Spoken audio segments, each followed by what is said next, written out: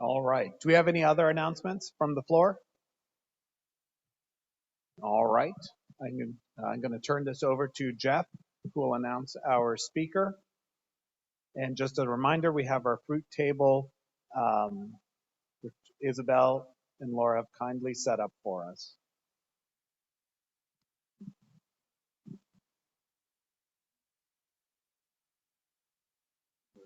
Issues.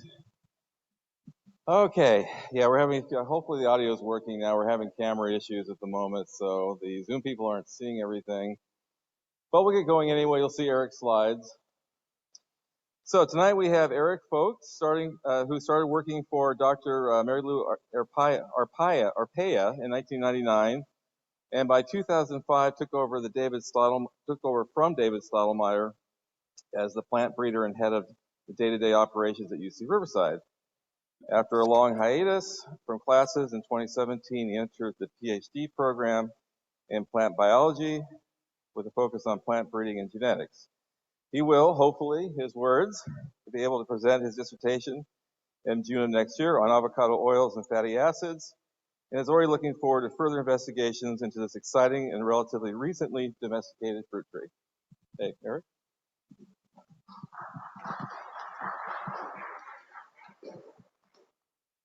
Okay, the microphone seems to be working. Yes, my name is Eric Focht. I see some familiar faces out there, and it's good to see everybody here today. Let me just make sure I've got the controls right on this this machine here. Does this click back and forth, or? Oh, I got to turn it on. That would explain a lot. Trying to go back. Well, there's not a back. Okay. Well, okay. So I'm going to talk about the sort of history of California avocados and their improvement, and then the sort of prehistory going into that. This is just a sort of general overview of what we're going to cover. I start with grafting and clonal propagation because I found that sometimes it's a little confusing for people, although I'm sure that everybody here is pretty familiar with grafting. But we'll talk a little bit about the clonal rootstock aspects of it with avocado, and then also a little bit about the floral overview, the AB flower type in avocado. It's kind of tricky. It's a little idiosyncratic for a plant. And then we'll get into the natural history and early cultivation all the way up to the present. So let me see if I can push this button. Okay, that button, no. All right, this button. That is a plate from Mary Lou that I think it might be a lion. Okay. Whoop, whoop. All right, so this is grafting and did I push it or did you push it? Okay, I'll just tell you when to go. Sure. If you could go back one. Yeah. Oh, that's the first one. So history of avocado varieties and their improvement in California. That's what we're going to talk about. The next slide will be the overview slide that I just went through. And now we're going to get into grafting and clonal propagation, which is the title slide here. So the next slide is, this is a typical sort of clonal rootstock propagation with avocados. A lot of people in backyard growers and traditionally have just used seedling rootstocks. But in California and South Africa, Australia, a lot of these areas where there's a lot of commercial expansion, we are starting to see them use a clonal rootstock as well as clonal scion at the top. And so it allows you to plant in areas where you have issues with salty soils or disease pressure. So having a clonal rootstock allows commercial propagators to control better for abiotic stress, salt, drought, whatever, as well as Phytophthora root rot and other things. So the next slide. Okay, it works now? Okay, all right. I'll try. You turned it on. I had it off. Okay. Okay. Which button do I push this? Don't touch the side button. This is, yes, I see it. And this is going to make it go forward. That, this is forward. This is forward, and that's that one. Oh, look at that. It works. Okay. So I'm just going to quickly kind of go through this. Basically, you're probably familiar with this sort of phase. You basically, a commercial operation will get a bunch of seeds, and they'll plant the seeds out. They'll grow those seeds up, and then they'll graft onto the top of those. So this is typical grafting, except in a clonal situation, you'll actually graft the rootstock onto the seed here. So these would be, those up there would be rootstock down here. And what they would then do afterwards, in the lower corner here, they graft it on, and then you put it in a dark area and they etiolate it. Basically, the shoot in the absence of light will expand and grow towards the non-existent light, and that gives them more area to work with to put the rooting hormone onto, and then it also makes the tissue more conducive to rooting, to adventitious rooting. So, okay, this button, I don't know. Okay, next slide. Okay. And so here is the sort of next phase. You can see basically once you've got them etiolated, you'll put a rooting hormone around the base of the white part of the shoot. You'll pack it with a peat moss and some rooting medium and encourage it to root, and then you end up with these little trees here with these little rootlets, and they'll cut that off in the bottom. You end up with this tree here. So you've grafted on top of these rooted areas, which is the rootstock, your has or your scion, and you end up with a fully clonal tree. This is more for commercial stuff, but you might start seeing some of these trees available from commercial nurseries such as Brokaw or whatever. So now we're going to talk about the flowers. And the next slide. So avocados have this unusual flowering system called synchronous dichotomy. It's their method of increasing the likelihood of outcrossing. So a lot of plants don't like to inbreed, and avocado is one of those. So the way it does that is that different trees open male and female at different times. So every avocado flower opens twice. It opens first as female, as you can see on the right side here, and then it closes, and then it opens later as male, as you can see on the left side here, stage left. The difference in the two flower types is that we have general understanding of two flower types, A and B. Now, I've actually found this particular image at the top to be sort of a better way of explaining it, because what it really is the A flower type. It just takes longer. It opens as a female in the morning of one day, then it closes, and then it's all the way the next day in the afternoon that it finally opens again as male. Whereas the B flower type is actually rather rapid in its sort of progression. It'll open as a female in the afternoon of one day, it'll close that night, and the next morning it will open as a male. So the way this sort of works in practice in the field is if you have A and B flower types planted together, they'll cross-pollinize each other. They'll increase your fruit set. It's not a perfect system in the wild, in Central America or Mexico, in more tropical climates. They'll kind of overlap more, but especially as you get into more extreme climates, maybe not here in Orange County, but the Central Valley or further east out in Riverside, the flower types become a lot more important in planting to increase your likelihood of fruit set. Next slide. So like I said, it's not a perfect system.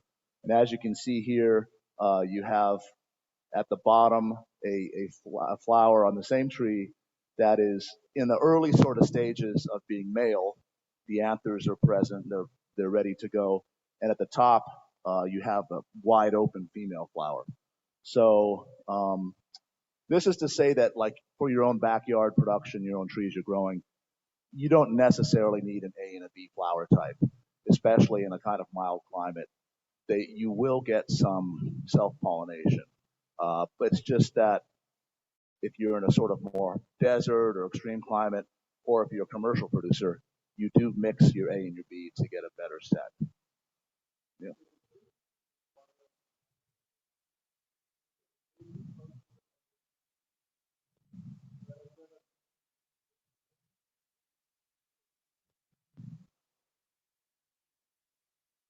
Um, I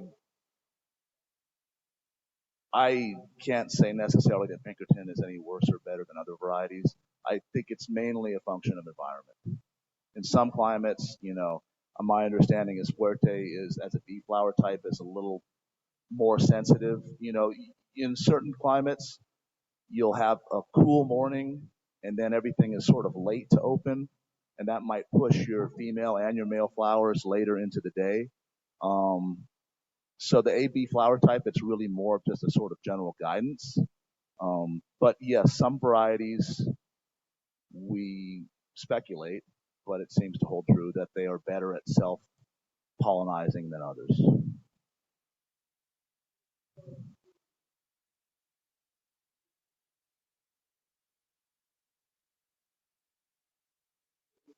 Both varieties, yes. It's just one in the A flower type that opens in the morning as female, and then it's closed for a long time and opens male. And the other one opens later in the day, female. No, no, they're both female first. Um, I I have bees, Mhm. and I noticed with my bees that they prefer some avocado trees to others. And when I tried to think about why they preferred not just even avocado but some others, I tried to look at it from a pollen and a nectar perspective. Mhm. Are there is Does a female flower provide nectar? Does a male flower provide nectar? I assume the female probably doesn't offer any pollen. But I noticed just from a practical perspective, they seem to love bacon and Jim bacon. At least the bees do, for whatever reason. I believe that there is nectar available in both male and female phase. Don't quote me on that, but I think so. I do know from what I've seen and from what I've heard that in a lot of cases it seems that the bees prefer the flowers in male phase. But I don't know if that is because they are harvesting more nectar then, or if they are actually after the pollen. But I have seen that, and there's certain varieties of avocado as well that are just, for whatever reason, more exciting to certain insects like ants and ladybugs and other things. And the other thing as well, it's not just bees that pollinize avocados. I've seen in Chile they were experimenting with houseflies, which is kind of disgusting, but it works. And then when you go out in the morning, you'll see that there's a lot of different kinds of insects that do overnight in the flowers, and their activity would likely move some pollen around. There's a lot of work in pollinizers with avocados. So is this? I mean, can you still hear me on the internet? I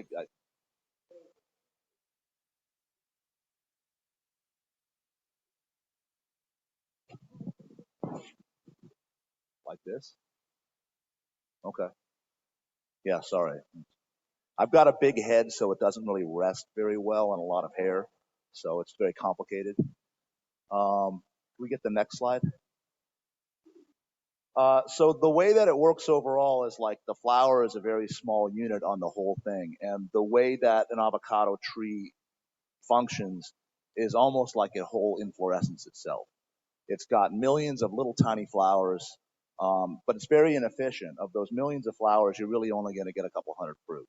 And that's just the way that the flowering system in avocado works. It's not efficient. It makes breeding very difficult because you can't really intentionally cross um, two flowers, two varieties very well because you have a very low percentage of fruit that comes out of that.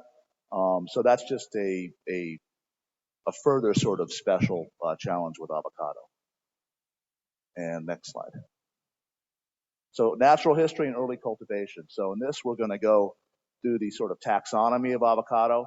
It's a member of the laurel family, Lauraceae. That includes cinnamon, California bay laurel, or classic bay laurel trees like the spice, as well as sassafras. And then there's a lot of species in the genus Persea in the New World. In sort of the southeast of America, there's the red gum, but you've got all these different varieties all the way down in the New World, and there's a couple old world varieties as well, like Persea indica. But basically, it's a very old lineage. We say it's an early diverging group of plants, like the magnolids. So it's got a very old lineage. In fact, there are lineages in the Lauraceae, the Persea genus, which is avocado Persea, that they existed before the continent split. So you'll actually find Persea species that are more closely related in the Old World and the New World than some New World varieties, just because the lineage itself is so old. It's a pretty interesting plant group family. And so it's been cultivated for a long time as well. This is actually a you call an archaeological finding from the Riverside Museum, actually, by my hometown there in Riverside. And although these radiocarbon dating is a little different now, they think it's about 400 years more recent than it's stated here. This is old data, but still, nonetheless, you can see it predates the Common Era. It's at least, say, 2,000 years ago. And this is just the fossils they've been able to find. You know, humans have, been in the New World, say, some 10 to 20,000 years. At some point, they encountered avocado, and they began to interact with it. So next slide. And sort of our earliest evidence of avocado is actually, it's in language. So there are language groups that predate the Mayans, the Toltecs and the Olmecs, and the word for avocado in those languages comes from those early roots. But what you see here is actually these are Mayan glyphs from a tomb in Palenque, I think. And this image over here is actually a goddess, I guess the goddess of the avocado. You can actually see those little avocado shapes that she's holding one. And this is from about 500 BC. So these are pretty old. And the Mayans, they had this sort of system of, I guess you call it like a food forest or whatever. They called it a pet cut. And throughout the Mayan cultural regions, they would plant different trees in a sort of stone-walled area that were culturally important or good food crops for them. And so, I mean, that would include avocado, but also things like cacao or sapote and medicinal herbs. So this is probably a way that avocado spread throughout the region, that people moved it. So this is the Mayan, but sort of the way we think of avocados now, our current understanding of them, it comes actually from the Aztecs, the Nahuatl. And so this is where we get our first sort of concept of three subspecies of avocado, where at the top is they call avocado, and that's the standard avocado to the Aztecs. That's a sort of, we think of that as a Mexican style fruit. So they describe it as being a black, smooth skinned fruit, which is what we think of as Mexican subspecies. And then the other varieties that they had, these other two, the speculation is that the second one, which I'm not going to try to pronounce it because it's a lot of letters, is what we think of as a sort of lowland or more tropical avocado, the Caribbean or West Indian avocado. They describe that as being a large fruit that I think nursing women aren't supposed to eat. That's what it says in the Spanish and in the original language. So the speculation is that there was some sugars or something in there that that they described at that point. And then the final variety we think of as the Guatemalan style avocado, which is a larger, thick-skinned highland variety. And so this sort of Aztec thinking of the three varieties is go back one, is where Story got the idea of the sort of three main origins of what we now think of as avocado. So you have the purple area is the Mexican, that's that black, smooth-skinned fruit. It gets all the way up into Nuevo Leon, very close to the Texas border, but down into Mexico City, the central highlands of Mexico.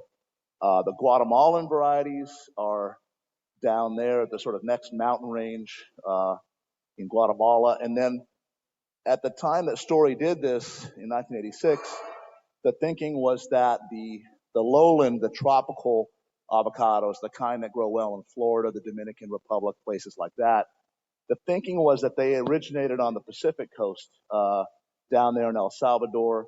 And I think the reason for that was that that's the likely jumping off point from whence avocados made it to South America before Columbus. This was a trade route. Go back. This was a trade route basically along the coast down that cocoa came up, chocolate came up, avocado went down, tomato went down, maybe some chilies and beans. So this was a trade route. But the current thinking is that there's no reason to not think that the avocado might have originated in the Mayan areas in Yucatan because it's culturally very important there. So it's still kind of not really clear. We just know that that style of avocado, the kind they grow well in Florida, the kind they grow well in Cuba, more tropical regions, it is throughout all of the sort of lowland areas of Central America. So the next slide kind of goes over what happened here with California. So there's those three subspecies of avocado, and they all hybridize very easily. You can mix a Mexican and Guatemalan. There's no issues with crossing them. They produce offspring fine. But when the early fruit explorers and enthusiasts in California were looking to choose varieties to bring to California, they focused on areas that had a similar climate. And that was basically the highlands of Mexico and also the highlands of Guatemala. So they brought those in because mainly they were concerned about cold tolerance, which is up at the top, and they were worried about frost and freeze. So they focused on the Mexican varieties there as well as Guatemala because they do have some resistance to cold. In recent years, we see a lot more interest in some of these lowland tropical avocados because those ones have the highest resistance to salinity. So if you have salty soils, people are trying to use those as a rootstock. So the next slide. So that's what came into California, and that's how people sort of began propagating in California, focusing on these two primary sources. Where you have this is from Wilson Popenoe, some of his books. You have on the left side here, or sorry, the right side, the Guatemalan fruit. And typically we think of that as having a thick skin, being a large fruit, often round. This is a pretty typical wild Guatemalan type of fruit where you see it's a very large seed with a very thin layer of flesh around it. But visually, if you look at the fruit, a lot of it is round like that. It's green skinned. And then over here on the left side of the slide, you see the Mexican style, which is a smaller fruit, but again, a smooth skinned fruit, generally black skinned, although I think some of the northern Nuevo Leon fruit can be green skinned as well. But these are the two sort of sources for California's germplasm. But wasn't just from Central America that people in California brought fruit. So, for example, this picture here, this is actually fruit that was brought up by Fairchild, a famous Florida Fairchild holdings, another fruit explorer. He brought this up from Chile, in Santiago in Chile. So we can see that it looks like a Mexican fruit, has this very sort of thin skin. He brought this up to CP Taft in Orange County, and this is another sort of early introduction in California. So California was looking for fruit in different areas and bringing it in, but they were focusing on what they thought would work here, so Mexican and Guatemalan style fruit. This is 1919. And so when we think about our sort of historic references here in California, the earliest written record of an avocado was Dr. Thomas J. White in San Gabriel. He brought up a seed from Nicaragua and planted it in his backyard. But you get this early 1856 reference to the seedling that he planted as the first avocado, and then there's nothing about it. So we would imagine that it didn't do well. And that's probably because he brought it up from Nicaragua, so it was one of those West Indian, sort of more tropical trees, and it didn't do so well. The first successful growing of avocado that produced fruit that people were impressed by, really sparked interest, was down here on the right side of the slide. This is Judge Ord's tree, or some of his trees, up in Santa Barbara. And he brought 3 seedlings up from Mexico because they had family in Mexico and in Central America. And he saw that there were some areas of Mexico that had a climate that were closer. So he focused on those areas and brought Mexican type fruit up. And this is sort of in the 1870s, 1890s, these trees in Santa Barbara, these first 3 trees, were the ones that encouraged other people to try to grow avocado here. And so later, well, around the same time, but sort of maybe getting a little later start because he was inspired by Judge Ord, was Juan Murrieta, and he actually brought up seed. He had a connection in Jalisco, Mexico, and he was bringing up a lot of Mexican seed. In fact, we still have one of his selections in the collection that's available. You guys might have seen it at some of the green scene exchanges or whatever. It's the Murrieta Green. It's a small green fruit. It's actually the mother of holiday, or maybe grandmother, but it's a holiday precursor.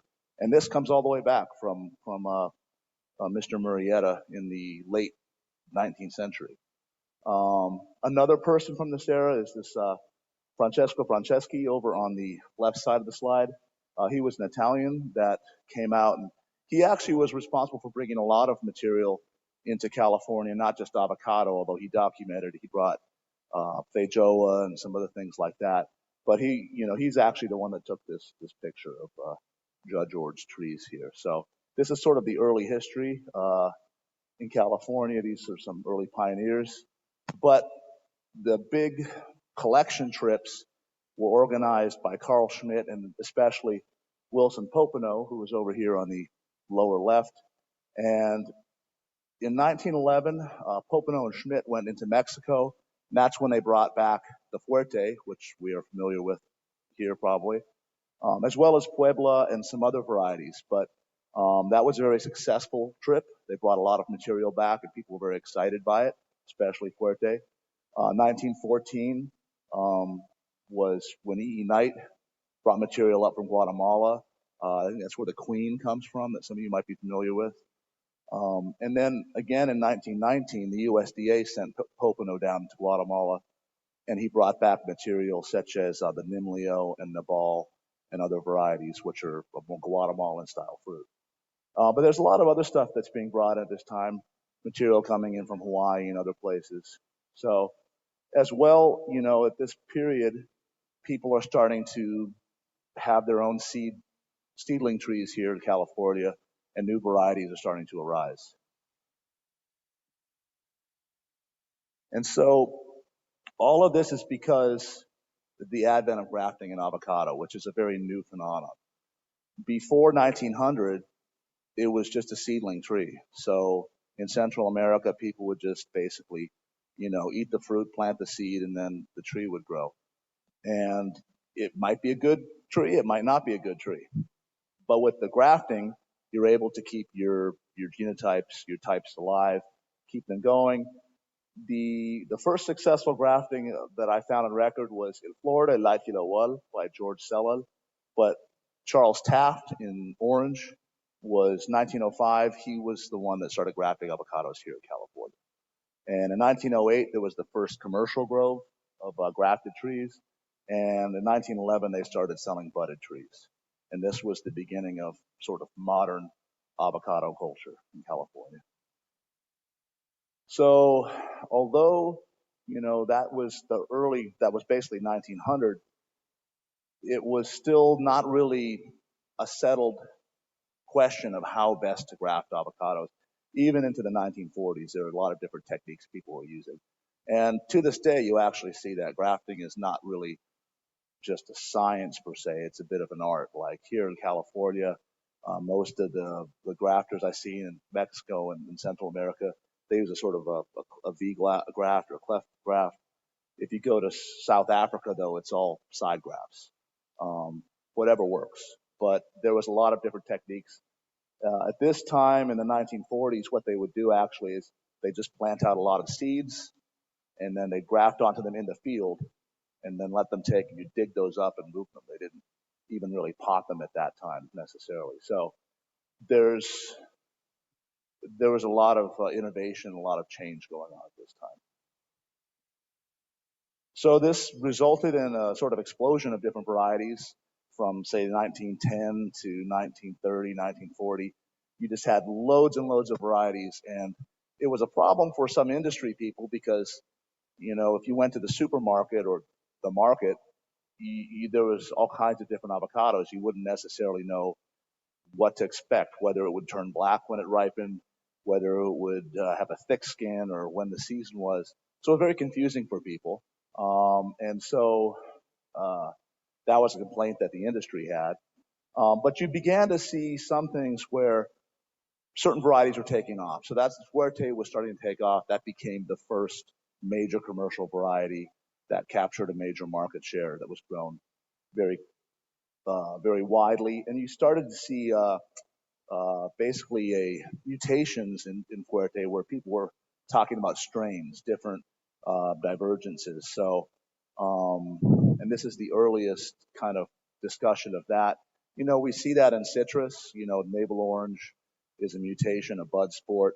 In avocado, that's not so common, and it's not so profound. It's more subtle. But they started to see this in Puerte, and all these decades later, now we are starting to see this in Hass. When you propagate things clonally, you get some mutations that accumulate. So the legacy, though, of that period, though, you still see now. And actually, like these are some trees.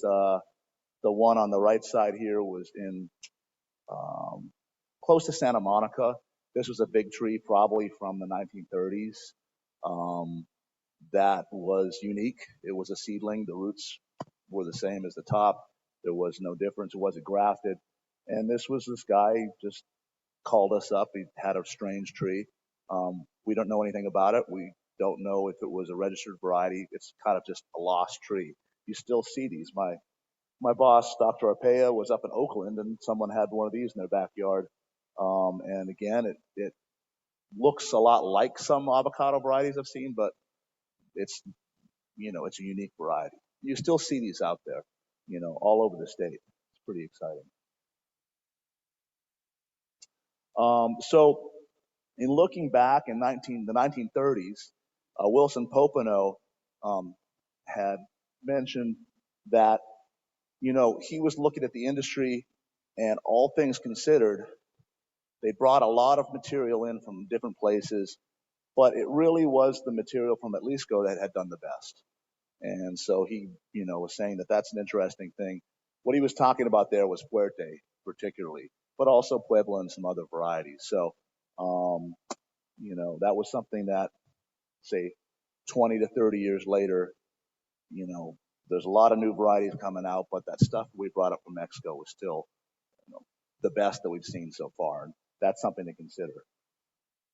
So when we think about what they were bringing up from Mexico, like I said, the sort of traditional thinking is that there's three groups, you know, Mexican, Guatemalan, and a lowland group. And so this is some work that Dr. Solares from UC Irvine, who is now a postdoc at UC Davis, did, where this is called a cluster map.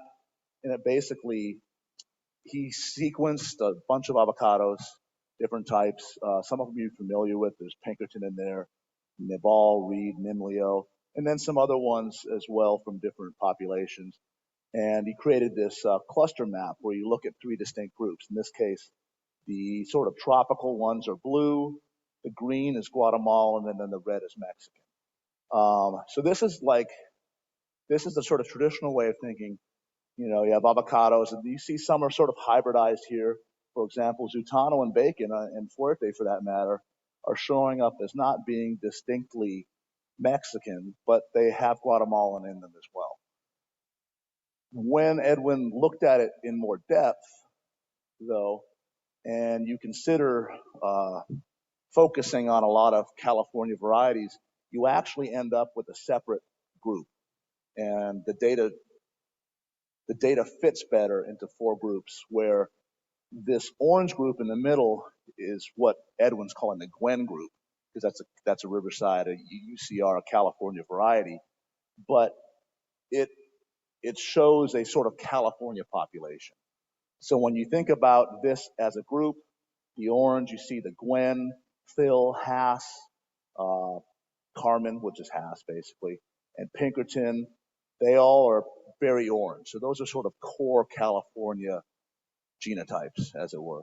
But also the Fuerte and some other ones have aspects of that California signature, I guess you'd say. So this is also interesting if you look at it from, this is what's called a PCA, a principal component analysis. Basically, he has a lot of genetic data, and you sort of map it into a space to show how close things are to each other. The main thing to understand about this is that down in the lower left corner, this is the sort of Mexican cluster. And you can see down there, Topa Topa is a very Mexican style fruit. Ganter, those are California varieties, but also there's some other ones from other collections in Mexico and other places. But that's the Mexican group. Over here to the right is the West Indian or the tropical. These are the Florida varieties. And then up there at the top is, we think of as a Guatemalan cluster. But within that cluster is the majority of the California material. So Carlsbad, Nimlio, Pinkerton, Reed, Anaheim, and then the Haas and stuff. So although when Popeno and Schmidt and those guys were going down to Guatemala, to Mexico, to bring material up, and we always thought of it as a mix of Mexican and Guatemalan material, it shows up now in California as being mostly Guatemalan with some Mexican genetics in it. So that's sort of a new finding that we're excited that he's really only come up with in the last couple of years. So in talking about California varieties now, the sort of first big one that was a great success, that was exciting in California, people that became a commercial variety as well, was the Fuerte. And this was brought up in 1911 from Jalisco, Mexico. This is the house. Originally was Mr. Alejandro LeBlanc, and that was a tree in his backyard. And they brought this up in 1911. Next slide. But it's also important to consider that in 1911, that tree was already that size. So it's probably actually a tree that started as a seed back in the late 19th century. It was a leading cultivar for about 50 years, 1920s and 1970s. You know, we know that it's a sort of more of a winter fruit here in California. It's a really high quality fruit. One of the things that they noticed about this variety, which we still sort of see today is that it's a large spreading tree and that it tends to alternate bear, has a heavy crop and a light crop, and a heavy crop and a light crop. And this is something they noticed back then as something they wanted to improve, and it's still something that we look for to improve today as well. We want a tree that's smaller and has a more consistent yield every year. But nonetheless, Forte became the first major commercial variety just because of the high quality of the fruit. And because it was Fuerte, it was strong. It survived some of the early freezes in California. And so people were very excited by this variety. The next variety we'll talk about, this is the one that everybody knows. This is the Hass. And so although the Fuerte was a tree that started probably as a seed in the late 19th century, Hass started in 1926 as a seed that Rudolf Hass planted at his house as a rootstock. He was just going to graft over to it, but he wasn't successful. And the story goes, he was going to remove it, but his children liked the way the fruit tasted, convinced him to keep it, and in fact to patent it. And this became the first patented variety. It was a while before it took over, despite the patent. By the time it took over as commercial variety, the patent had expired. So unfortunately for Mr. Hass, he didn't really see any money from this. And that's sort of the story with avocados and plant breeding, tree breeding in general, is that it takes a long time for the industry to adopt a crop that you develop. But so he patented it in 1935. The other reason that it took a long time to take off was when the fruit was discovered, or when he planted it and decided to patent it, the industry was focused on Puerte, which is a green skin fruit. And at that time, the thinking was nobody's going to want this Hass because it's a black skin fruit. They're going to see the black skin and think the fruit's rotten. Nobody wants to eat that. People only want green skin fruit. And so that was the primary reason that people didn't like the Hass that much, and it didn't take off for a while. So we'll circle back to this later when we get to the Gwen, but it just kind of goes to show how public perception changes. You know, nowadays, if I have a green skin fruit, I have to tell people it's not going to turn black. It's going to stay green. So just wait until it's soft. And then, oh, really? You know, but back then, they would have assumed all fruit were green. And a black skin fruit they would have thought of as rotten. So it just shows that, you know, trends change. You know, you have to sort of think about these things. So after the Fuerte and the Hass, you have some sort of mid-century 1930s, 1940s seedling California varieties that were discovered, and these are now still commonly used as pollinizers for A-flower types like a Hass or a Gwen or a lamb Hass, and that's the Zutano and the bacon. These, I mean, like I said, we thought of these as a typical sort of Mexican fruit. Even though they're green skin, they have a smooth sort of thin skin. But as you might remember from our images earlier, they're actually still kind of hybridized. This is a California variety. It has a lot of Mexican traits to it, but it still has some Guatemalan traits as well. Next slide.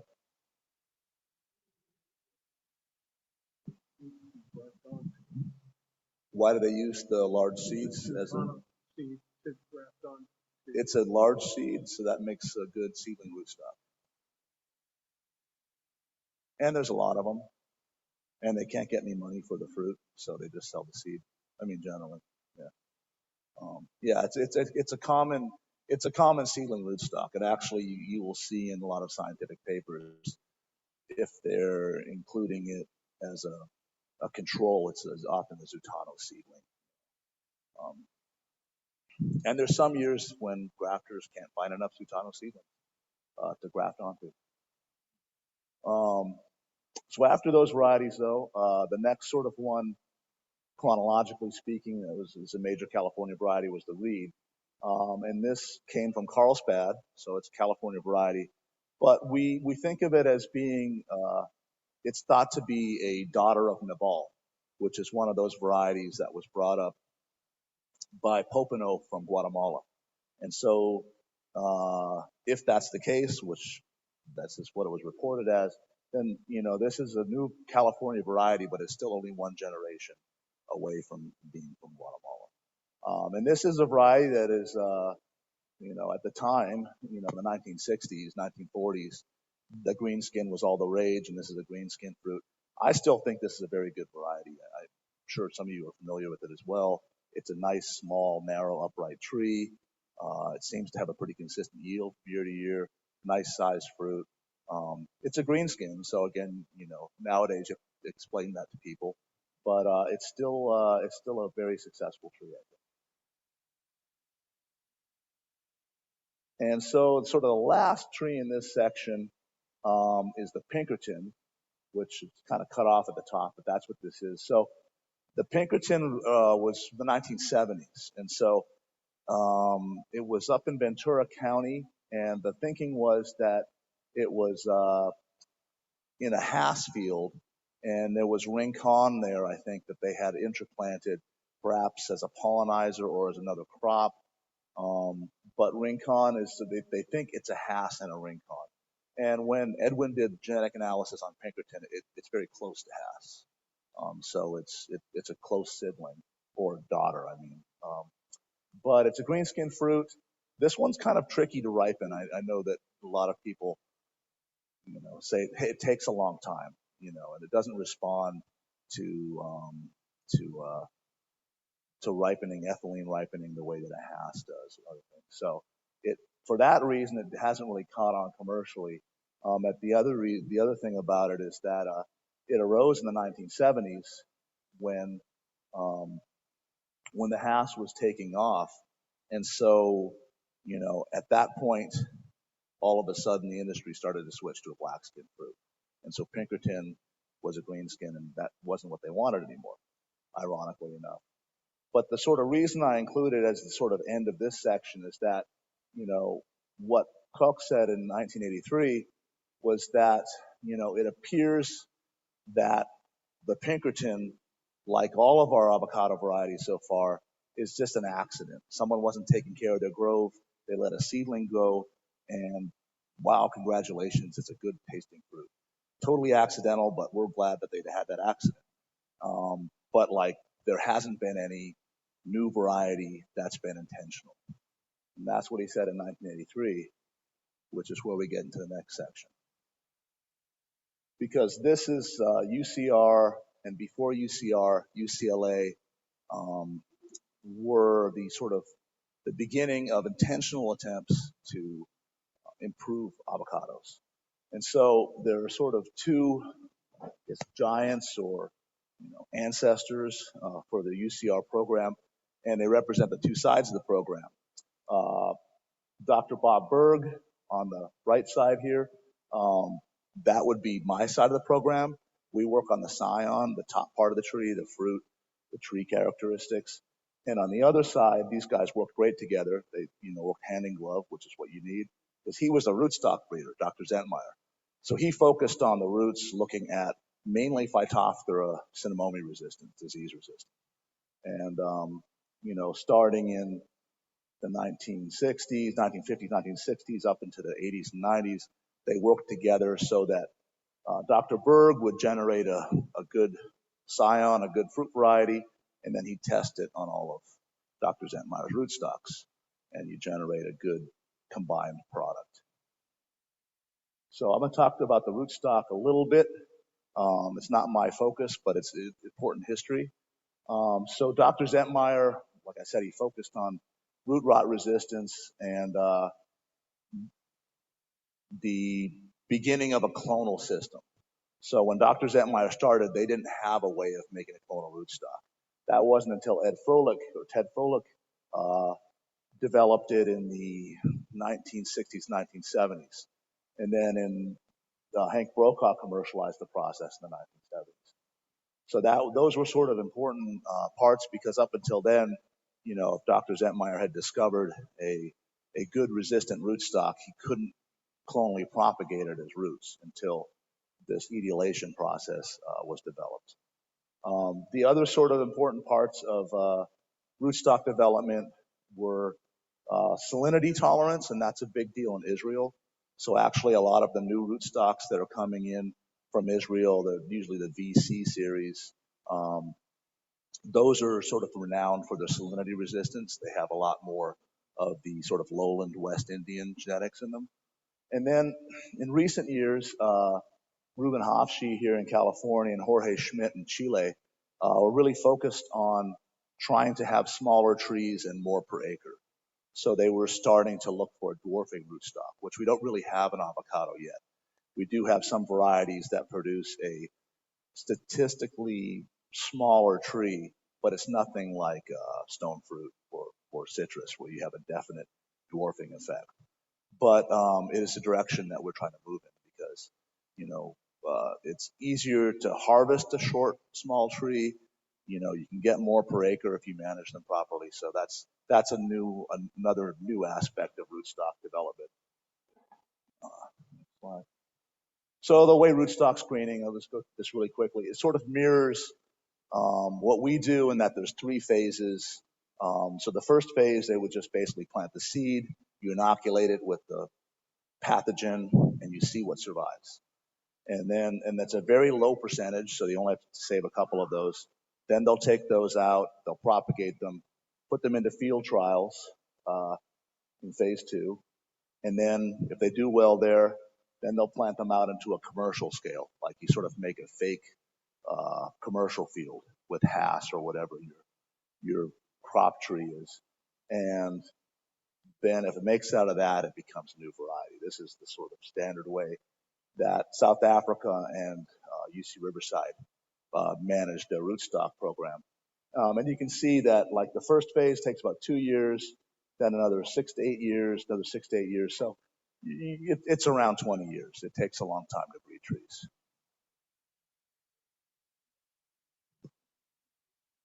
PC, Phytophthora cinnamomi. That's the root rot pathogen.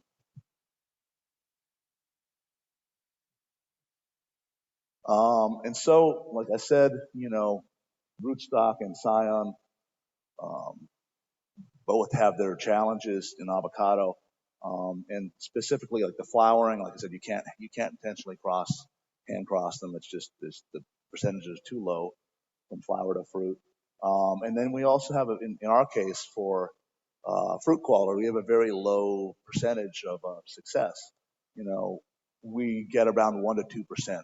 I plant out a lot of seeds, 1,000 seeds a year when the program's running, and it's only 1 to 2% of those that make it to the next phase. So it's a very space intensive, and it's also a very time intensive process. The other challenge with avocado breeding is that unlike a peach or an apple, you can't just grab it off the tree and eat it. You have to take it and ripen it. So there's another added phase in there. And it's also, yeah, I mean, all plants do this. All plants have a sort of reaction to the environment, but avocado has a lot of plasticity. So you see that in some environments, you know, you get differences in skin thickness or fruit size. In Central Valley, you get smaller fruit that's more narrow with a thinner peel, maybe thicker bark. A lot of things change. So you really don't necessarily know if you get something that does well in Irvine, that it's going to do well in Visalia or Riverside or Chile for that matter. In addition to avocado issues, for that crop specific, you know, tree crops in general, like I said, it's a long time commitment. They take a long time. They take up a lot of space. It's just an expensive system to work in. And so I talked about the issues with the hand pollination being a problem, and Dr. Berg experimented with a couple different ideas on how to handle this. The sort of 2 he initially focused on were screening trees in, as you can see on the right side here. He would take 1 or 2 types of trees, 2 varieties, and he'd enclose them in the screen house and put a beehive in there. And the idea was the bees would only move pollen between those 2 trees or that 1 tree if it was going to be self. And that was good, but he did find that the bees didn't like being in a box. You had a lot of issues, a lot of dead bees on the walls, you know. So that was successful, but not ideal. And the other idea he had was actually in greenhouses, where he'd put them in a greenhouse, a very large pot, like a trash can or some kind of landscaping pot you can see down there.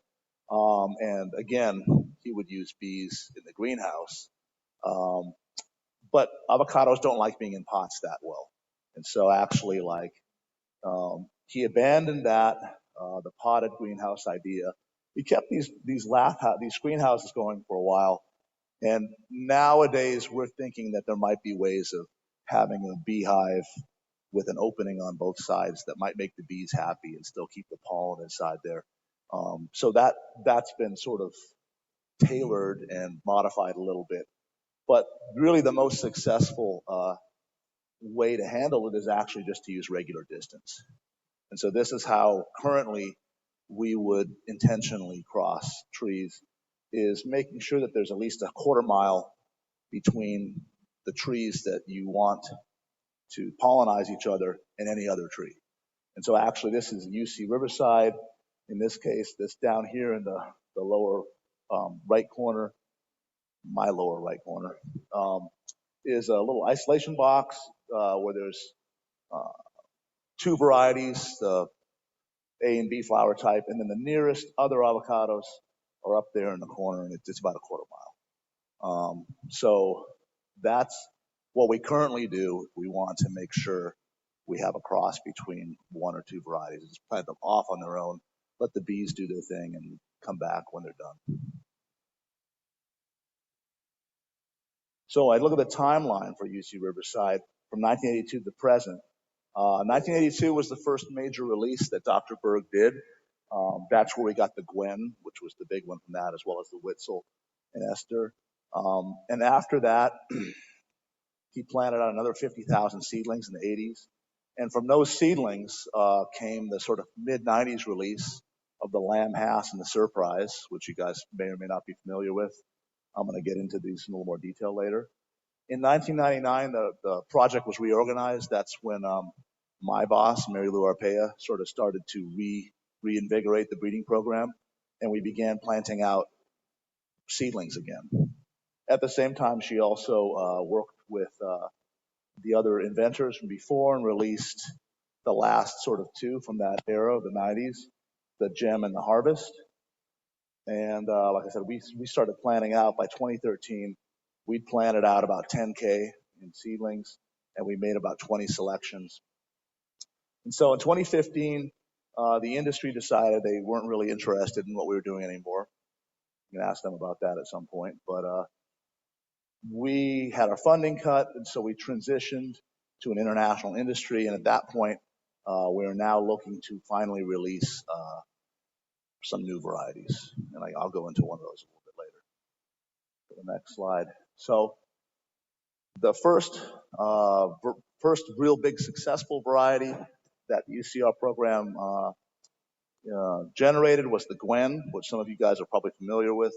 The thing about the Gwen was that when Dr. Berg was hired, he asked the industry what they wanted, and they told him, we want a green-skinned Hass, because nobody wants a black-skinned fruit. But the Hass is perfect. If it was green, it'd be even more perfect. So he did, say 20, 30 years later, because it takes a long time, he developed a green-skinned Hass, the Gwen, and you can click to the next slide. And although in 1945, Hass's black color was considered a disadvantage, by the time that Dr. Berg and Gray Martin had developed the Gwen in 1980, 1983, the industry had decided that a black-skinned fruit was fine, so they weren't interested in the green-skinned Hass anymore. So he spent a couple decades doing it, made it, and that's not what people wanted anymore. But Dr. Berg was a very optimistic guy and continued going forward. But that's sort of one of those things that when you're working in a crop or a system that takes decades to generate something, you have to consider that just because someone wants this now doesn't mean they're going to want it when you're done with it. So you have to kind of keep your mind open and try a lot of different things. So the next sort of releases from the UCR program came in 1996. And this is the release with the Surprise, which is a HX48 seedling. It's a Hass generated seedling. This is a bee flower type, so people were very interested in this variety. This is a nice fruit. If you're familiar with it, very small seed, large black skin fruit. It's ready in the wintertime. It does have issues with a very serious alternate bearing. It seems that maybe as the trees get older, they have a more consistent crop. When they're very young, you can go 2-3 years with really no fruit at all, and then just have a bumper crop. And you also have issues too that it seems to me the wood is a little brittle. So when you get those heavy crops and you get a wind, you get a lot of branch breaking. But it's a good tasting fruit. Unfortunately, it didn't really take off. You know, they were thinking maybe it'd be more cold tolerant than Hass because it's sort of a Mexican style fruit. You know, has that black thin skins. They're thinking that way. But they tried planting it up in the Central Valley, and it doesn't seem to be that much more cold tolerant than Hass. So that wasn't a successful area for it. But it's still, you know, it's a good fruit. It's just not as successful as the other release from the same time, which is the Lamb Hass. Now, the Lamb Hass is quite a bit different than Surprise. It's an A flower type rather than a B, so it doesn't pollinize Hass or other A flower types. But it's Hass-like, which means it looks kind of like a Hass and it turns dark, like a Hass does. It's a later season than Hass, though. So this was not sort of released as a competitor to Hass, but maybe more of a complement. So someone can have, you know, fruit from Hass in the spring, and then after that was done, the Lamb Hass would come in so you could have a longer season. It's a nice tree as well. It's a smaller, more upright tree than a Hass is, if it's trained properly. So, you know, that represents like the continued sort of focus on a smaller, narrower tree, you know, from Fuerte to Hass to Lamb Hass. And then the other thing as well about the Lamb Hass that a lot of people up in the Oxnard Plain especially like is that it tends to bear its fruit more on the interior of the tree where they're protected from a lot of wind and sun. And so you don't get as much sunburning, which is nice. You like that.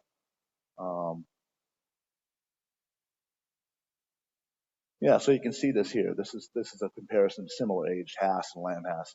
You know, the Lamb Hass and the red, it's a much narrower tree. So if you had them planted at an acre rate, you'd have a much closer planting and get more trees in.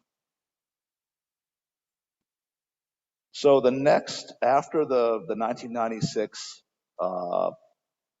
Lamb Hass and Surprise release, 2003 was the next sort of UC releases.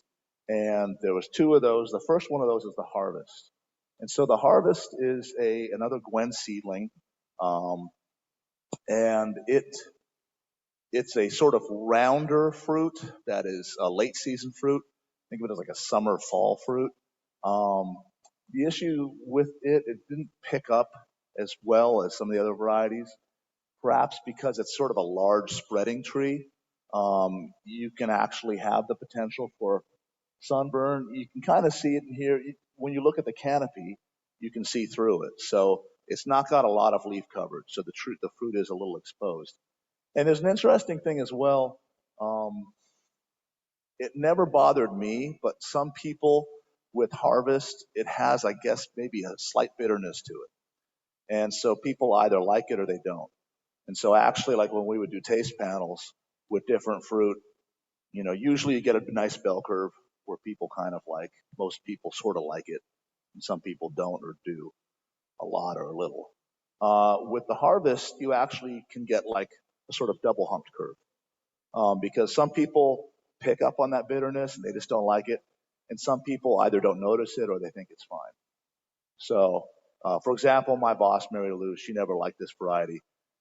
I know that I think what she perceives as a sort of bitterness, it's kind of a bit of a walnut kind of bitterness. It doesn't bother me, especially with some salt and lime. But, you know, some people can't get over that. So Harvest never really took off, even though it also has a good heat tolerance. We did some trials with this in Coachella Valley, and it did pretty well there. But the main success from this particular 2003 release was the Gem. And the reason the Gem is more of a success than the Harvest is kind of like why the Lamb is more of a success than the Surprise. It's a nice small tree compared to Hass. It bears its fruit on the inside of the tree. It has a fruit that is Hass-like, again, dark-skinned, similar size to Hass. It's just, it's more what the industry and what people are used to. At the same time, like I said, it's a smaller tree, which is good. It also seems to be a little more cold and heat tolerant, which is also a bonus. And so Gem actually is fairly successful, but it took a while. We were able to get a lot of international people interested in Gem. South Africa's been growing it for 20, 30 years commercially. California was kind of slow to pick it up, and really it's only picked up in acreage the last 5 to 10 years, I would say. But it's starting to show up, and it is a good tasting fruit. Is that fruit? The seasonality, Yeah. it's a little bit later than Hass. So if we think it, I would say between 3 to 5 weeks later, roughly, depending on the region. But yeah, in Irvine, I think it's about a month behind Hass. Jim, that's funny. Actually, I wrote for the fruit and nut cultivar list that it's supposed to be this, and they didn't like having all caps. It's trademarked like that, but the reason, the sort of hidden or the open secret reason, was that it was bred by Gray E. Martin, and those are his initials. So, but I mean, it's a good name anyway, even without the caps. He said was 5 weeks later than Hass. Is it the same as the lamb Hass? It's earlier than lamb Hass. It's what? Earlier than lamb Hass. I would say it would go Hass, Gem, lamb Hass. Okay.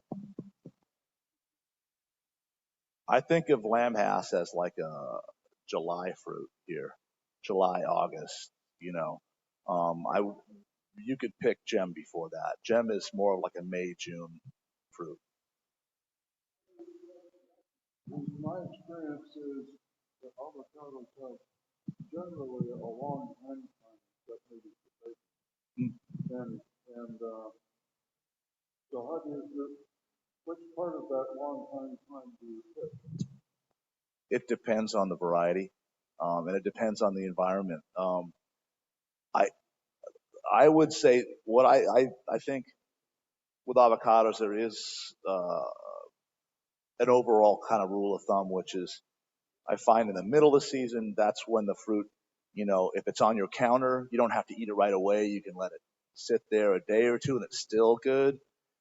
The peel, later in the season, the peel gets more desiccated, harder to peel. You get more sticking at the bottom of the fruit. Very late in the season, you're going to get roots coming in from the seed. That's not so nice. You can get more rancid notes. Earlier in the season, you have the opposite problem. It doesn't maybe ripen as well, or it takes longer.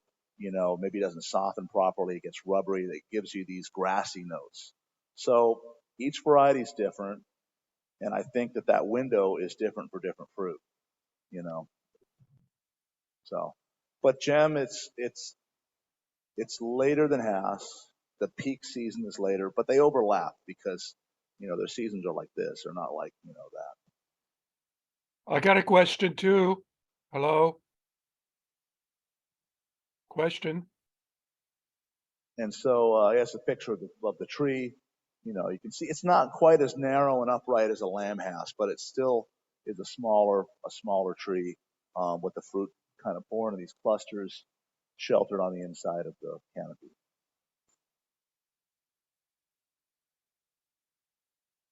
And so, as an overview, the California avocado varieties, again, have all of these wonderful fruit to choose from in California, and maybe some more new ones too as well coming forward.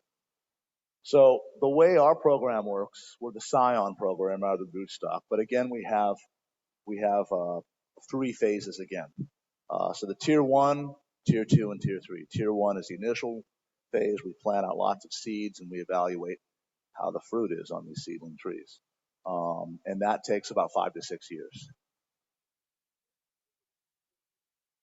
Sure.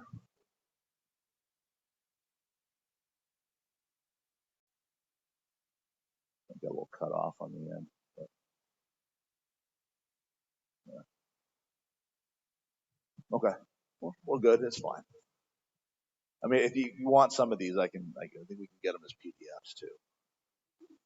And so, like I said, the tier one, it takes about 5 to 6 years before you would expect to see a fruit on a seedling tree. So you have to wait that before you could really even decide if it's worth keeping or not.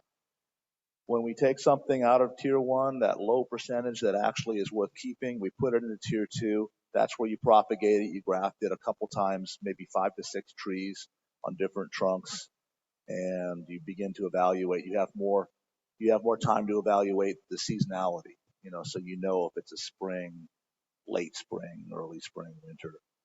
You get a better idea as well for the sort of consistency of the crop, crop load and things like that. And also, at that time, you begin to understand what the tree structure looks like. In this initial tier one, we're planting them very close because we want to save as much space as we can. They're a 5-foot spacing, very close.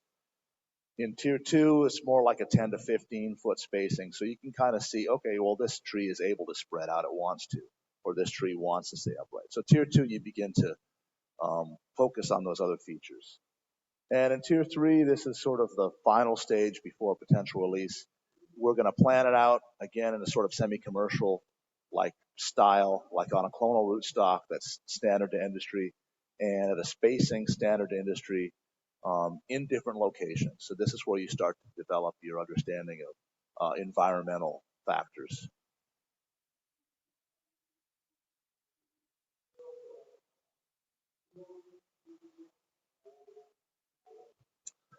If you top work onto a large stump, it's got a lot of roots that push it to grow fast. So if you pick the right time of year to graft, you could get flowering next year. But I mean, if you're getting a nursery tree like from Brokaw or whatever, you plant that in the ground and it comes into production in 5 to 10 years.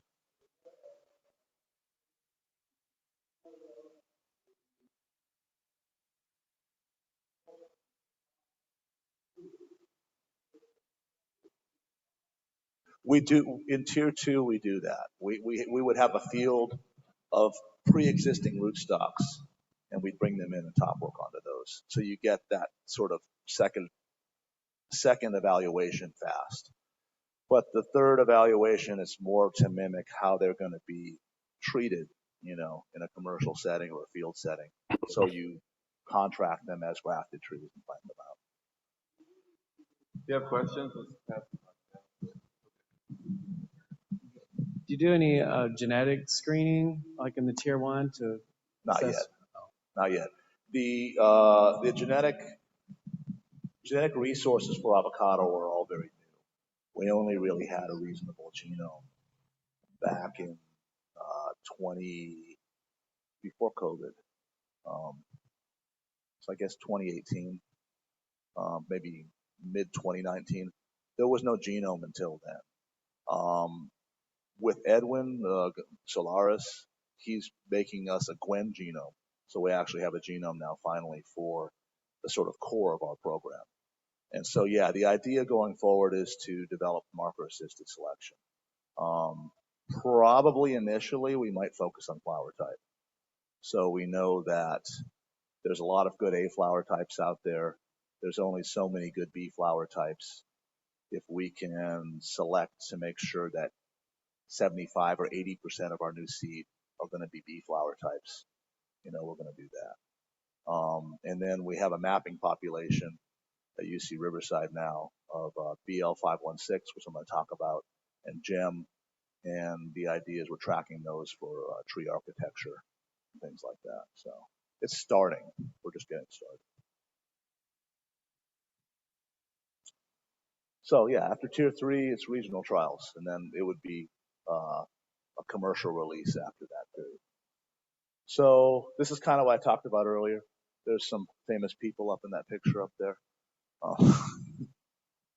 Some of them are present today. So again, in tier one, that initial selection, we really focus on the fruit quality, flavor of the fruit. I like the peelability, seed ratio, things like that. Then in tier two, that's, like I said, when we begin to consider the tree characteristics and the seasonality of the fruit, also the flower type, for example. And yeah, tier three, this is the regional trials where we understand the environmental effect, and tier 4 would be the commercial release of superior material. And so here's a picture of some of our most promising new selections with Haas. So in this case, these numbers, they're just trade numbers, but basically what you see here, it sort of shows the seasonality. So we've been obviously we've been really focusing on stuff that's a different season, especially an earlier season than Haas. So the UCR 03 and 02 are earlier than Haas, which is the middle. UCR 04, which I'm going to talk about a little bit more, that's the BL516. You guys might know it as Marvel. That's a later season than Haas. It's similar to Gem, I think, probably seasonally speaking. And then we have the UCR 01 is a much later season fruit that is a late spring, summer fruit. So, what we try to do is, you could replace Haas with a new variety, but you could also supplement it by sort of extending the season so that a grower could have fruit for a longer period of time. So this is what I was talking about, the BL516. This is one that it's in the process of being patented. We filed patent for it. They keep going back and forth. You change this part and justify this. It's a legal process, not a scientific process. But we're looking to have this hopefully fully patented either by the end of this year or early in next year. The reason we're excited about this variety is it's bee flower type, so it pollinizes Hass and Gem and Lamb Hass.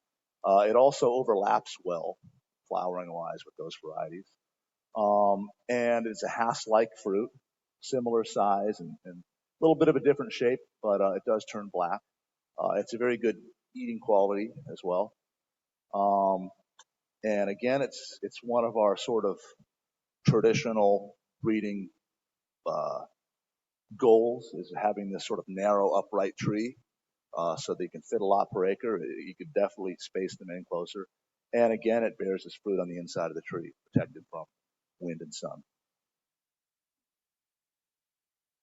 And so, hopefully sometime soon you'll be seeing or have those available in California.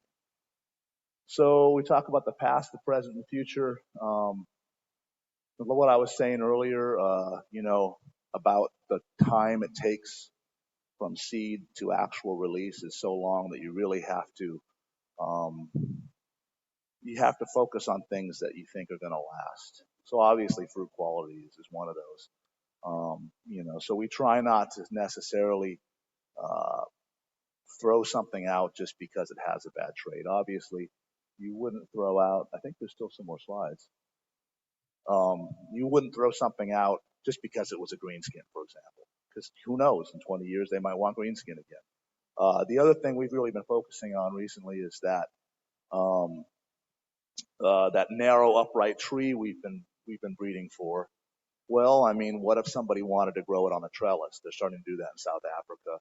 I see New Zealand has picked up the idea of using grapevine wiring, Well, maybe you want a different tree type for that. So, I mean, we have still a lot of variety in our germplasm and our selection, so we can go forward in different areas, different directions potentially. So that's something you have to think about as far as moving into the future. And so that's what we have, what we have at UCR, well, at Irvine technically and other places. Germplasm holdings, we've got a lot of these. These are actually, I was talking about how avocado has these relatives that are not quite avocado. So that's actually what these are. I think this middle one is, I think it's Persea bourbonia or Persea palustris. It's from like Florida, Georgia. It's like you can see it looks more like an olive than an avocado, but it is a relative, and this is a flower from that. That is a Ocotea batanthera from Veracruz, I think. It's another distant related species. So we have some of these in our collection, as well as, about 350 avocado species or varieties themselves. And this represents about 70 years of collection and breeding. Persea sheetiana. We have some of those, yeah. That's actually the only one of these other genera, other species that will successfully cross with Americana. So we have a couple of those. Most of the Persea sheetiana we have in our collection, though, were collected for rootstock purposes because they found them in very swampy areas. The idea was that they were thinking this species has better resistance to like wet soil and root rot. And then we have a couple that are very small and dwarfing. Persea sheetiana has a different kind of growth structure. Like avocados, there's different ways that avocados grow. You know, they can either have like apical dominance where the main shoot kind of goes and the side shoots are ignored. Then some have the sympodial growth where it's like the side shoots take off and you end up with this kind of umbrella going out. Sheetiana is really specific. It has very little main apical growth, but then it'll send off the side one like that. Then that one becomes this main, then it shoots off again. And you can really see it when you see the tree. But these dwarf ones don't do that. They don't have that side shoots at the end. It's really small. So the trees grow okay. We have not had much successful fruit on them. And I think that, you know, I talked to some people from the Golden Gate chapter of California River Fruit Growers, and they were trying to grow sheetiana up there. They seemed to think they had some selections that could handle our California climate better than what we have. Like I said, the ones that we have in our collection were primarily collected by Zentmeyer. So that's the rootstock side. So they were looking for resistance, resistance to disease pressure. The sort of wild relatives and stuff that Dr. Berg introduced to the program were stuff like Persea flacosa, which actually now we lump it under Persea americana. It was another subspecies.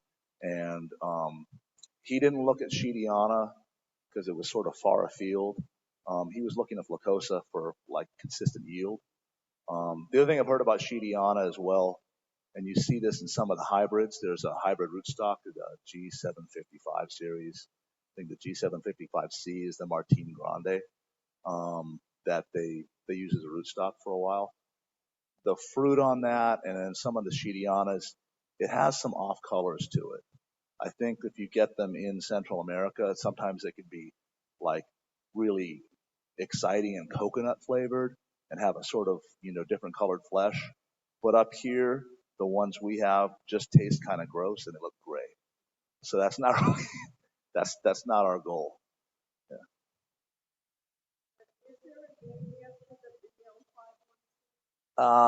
It's going to be patented as BL516. Trademark names are still being considered. Yeah, we can't call it Marvel because Disney owns Marvel Cinematic Universe, and they have specifically extended that trademark to fruits and vegetables because, if McDonald's makes like sliced apples with Wolverine on them, well, then that's Marvel Cinematic Universe. And so we're not going there. We might call it, there's a couple names, perhaps Luna, Stella, Nova, some of those pulled well. But yeah, that's a trademark though. It'll show up in the patent registry as BL516. I think I've got another slide here. Yeah, so this is the sort of final slide. Is a lot to consider, when we look at the future of California and climate change, who knows what we'll see in 40, 50 years. We're going to have avocados like maybe, but, are we going to grow them? We're trying to grow them in the Central Valley, which is a much more extreme area, but there's different ways to grow them in the Central Valley. Perhaps we're going to grow them under net or shade cloth. What kind of tree structure do you want in those conditions?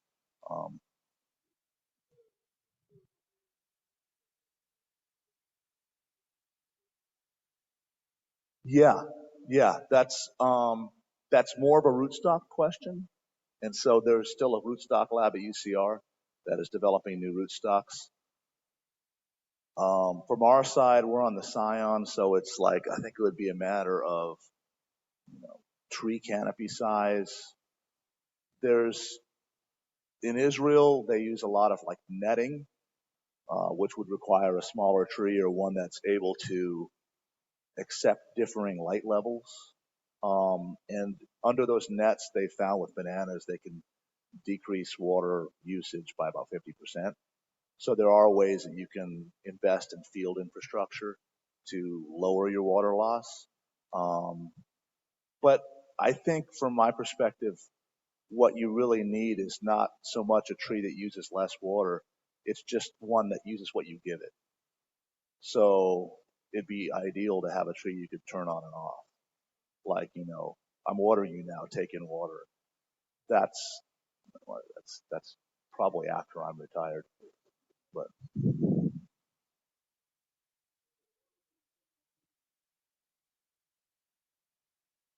So I don't really need that, do I? Zoom people don't hear you. Okay. Most pineapples are now grown in south of us, and there's very little pineapple growth in Hawaii anymore compared with what it used to be. I was wondering what the prospects for avocados are in terms of competition from the south of us. being like Mexico The, or just other countries? well, Mexico and Central America. Central America. Well, I mean, I think that there are different ways to, if you're growing it as a commodity crop, basically like it's just a black skin avocado, you're going to have a very hard time competing with places that have cheaper labor that are growing basically the same thing. If you're looking, you want to say like for California growers, what sort of special place in the market can we have? Well, it's still not legal for Mexico or Peru, maybe Chile, to send anything except for Hass into California. So that means if a California grower or a U.S. grower is able to grow something that is different than Hass, that they're able to market like as more local or however, better tasting, perhaps even visually different than Hass, then you can corner that market. And Mexico is not going to be able to bring that material in until they jump through more hoops with USDA. I don't think, I guess what I would say, like our goal at UC Riverside and UC in general should be to increase the efficiency of avocado so that you can grow with, less labor costs, more yield per acre in California in a managed location like this. But I mean, I don't really think that if you're getting into a price war with places where they have a much lower wage and costs are lower, that's not,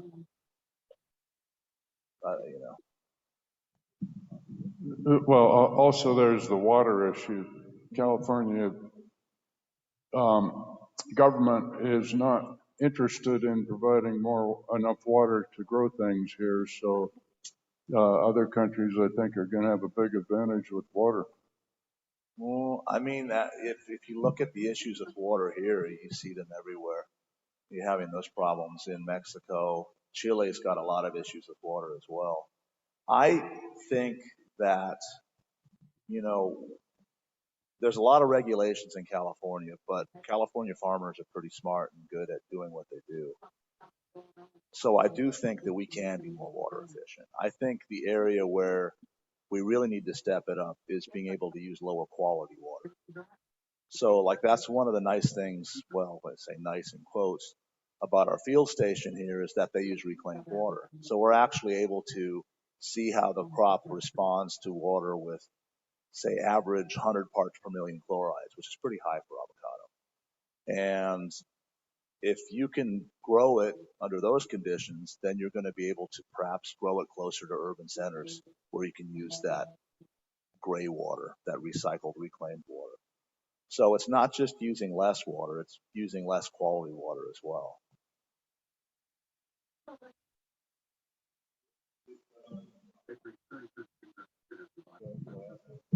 We have a few questions from the online crowd. Sure. The first one is the Carla avocado. Have you heard of Carla from Dominican Republic? Dominican, okay, Is it no. more hype or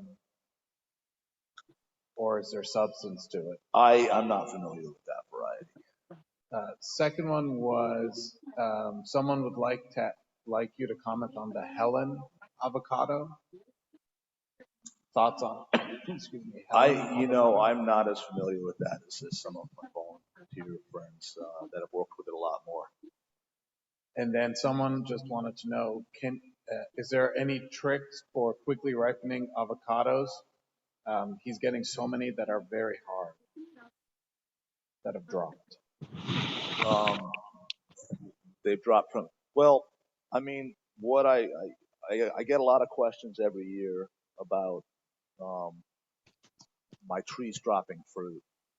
And part of the thing about avocados is they drop fruit all the time. I mentioned how the flowering is very inefficient. From flower to fruit, you go from millions to a couple hundred. And it doesn't all happen in the flowering phase. So you flower millions of flowers, maybe you get a couple thousand, these little fruitlets. The first hot spell of the year, you lose a lot of those. Santa Ana start coming through, you lose another section.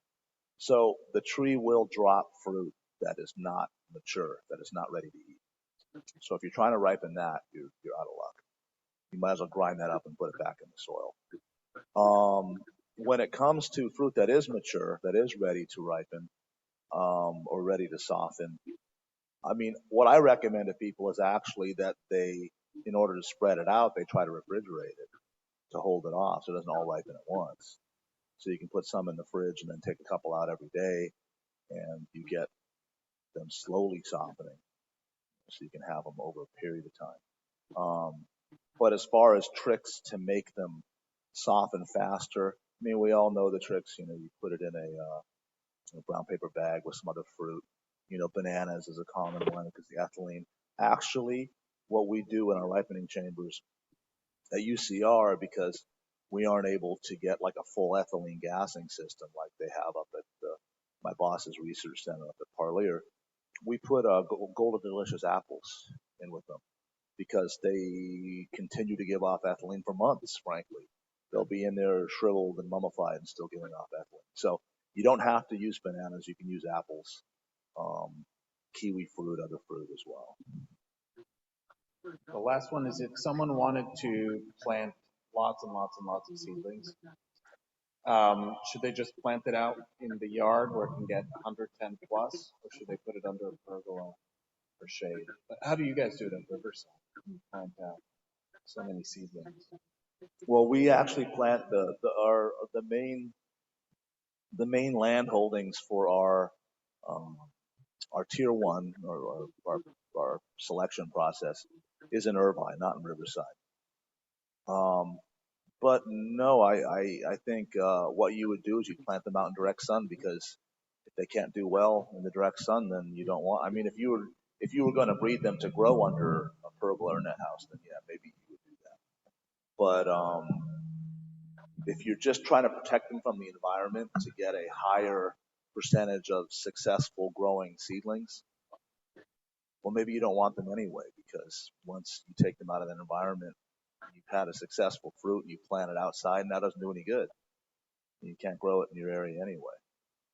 So, I mean, if you're, because your percentages are so low that you get a good fruit from that seed, that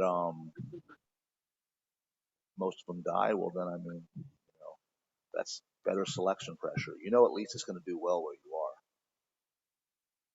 So, I mean, there's just competing priorities there, I guess. There was a question early on about regarding the A and B, Yes. and grafting those onto the same tree. Was there an issue with that? Did you say there was lower? No, I didn't really address that. You can do that. You know, when you do like a multi-graft tree, the thing to consider is the vigor of the different things you're grafting on. You know, if you're grafting a reed on one side and a Forte on another, an A and a B, the Forte is going to get very big. So you're going to have to keep pruning it back to sort of balance it out. That could be an issue. I mean, probably not for a backyard grower or someone that's out all the time doing it, but it's not a commercial production.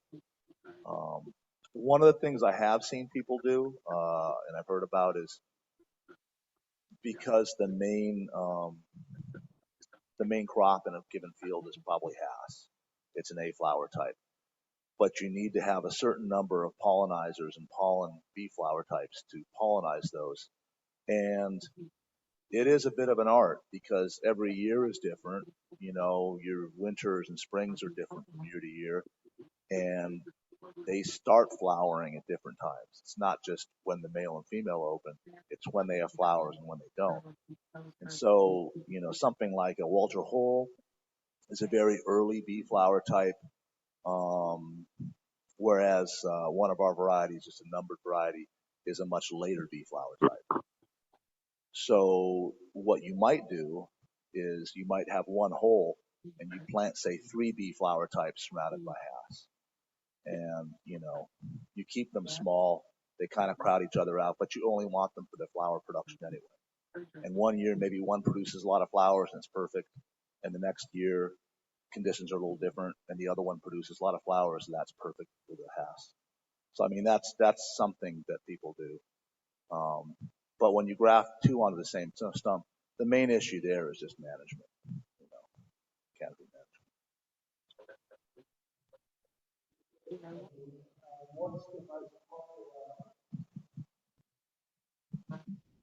At the research centres, what is the most popular technique that you use? For stump grafting? For a seedling, what do? You just chop the top off and do a cleft graft, or you do what sort of graft do you use? I would usually have the volunteers graft because I'm not a very good grafter myself. But it depends on what. So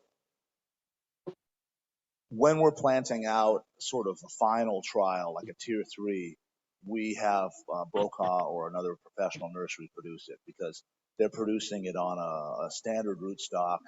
And so that sort of mimics like what someone would be able to purchase. You plant that out.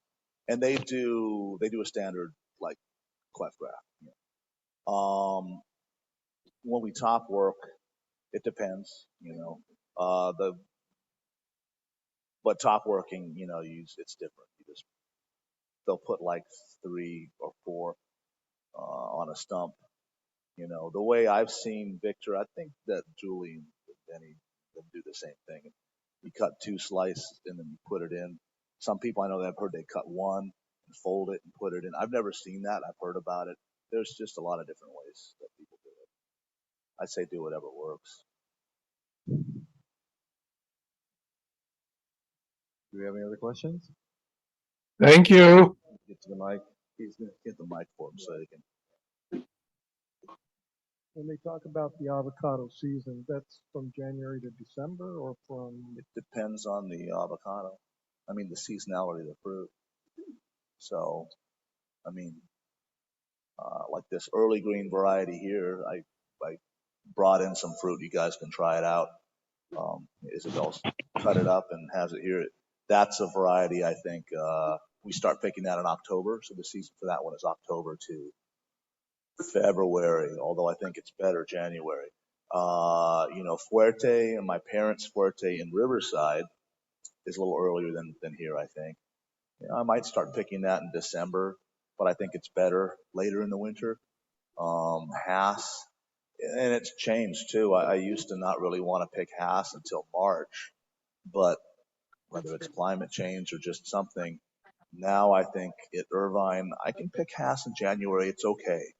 It's better in February. You know, you probably want it off the tree by July for sure. June, you know, it just depends on the variety though. About late season avocados or early season avocados. Is that grouping all of them, or is that like? I guess the default would be to think of Hass as typical. So if it's earlier than Hass, it's early season, and if it's later than Hass, it's late season. I mean, I guess that's just, you know.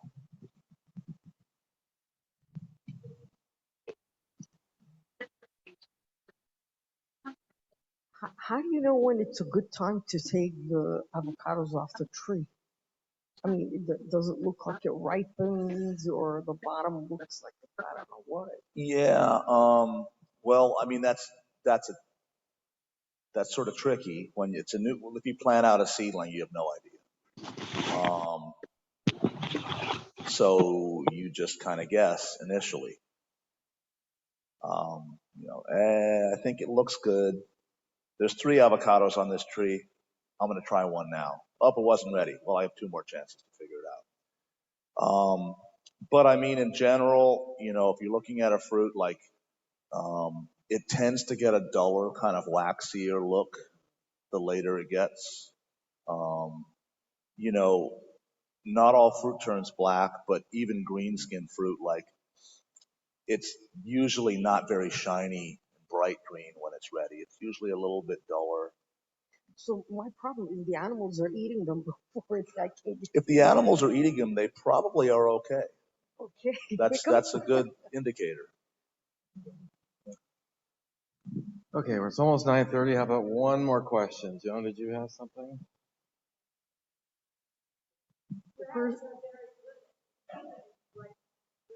Squirrels too.